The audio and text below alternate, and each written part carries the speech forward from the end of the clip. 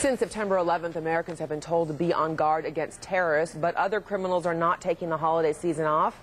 It's estimated there is a violent crime every 16 seconds. A robbery happens every 48 seconds, assaults every 28 seconds, a car is stolen every 20 seconds, and a person is murdered every 21 minutes.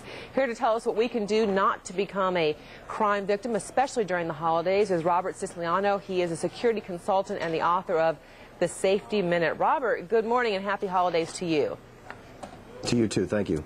Let's keep them happy and help folks out there keep them happy. If we could put that graphic back up that I was just referring to. Since September 11th, we have been so scared of terror and plane incidents, but really the things we should be scared of is stuff that we had to deal with even before September 11th. Isn't that right?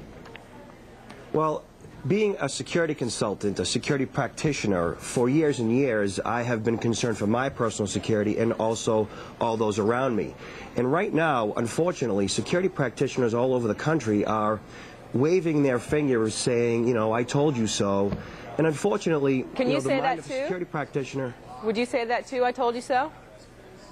Well, what I mean when I say that is that every day there are terrorists in our own backyard. There are terrorists in our neighborhoods, and we live amongst them on a daily basis.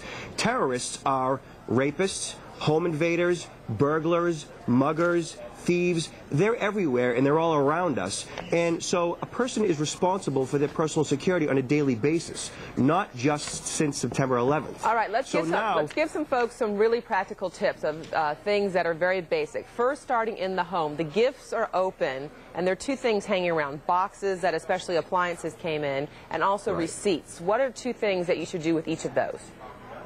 Well, first, you should shred all credit card receipts and anything, well, hold on to them for a month or so, you know, until you're going to take things back. Why is it important to shred it, Robert? Why is it important to shred them? Well, because with your credit card information on it, somebody can easily take that information and they can place mail order or online orders with your credit card number. All right, let's talk trash. My house is still a mess. I just want all that stuff out of there. The big impulse is just take it and dump it by the trash can. Why is that a bad idea? Well, because now, this time of the year, burglars and home invaders and thieves do their shopping as they drive down your street and they see what you got for Christmas by the boxes that you have in front of your house.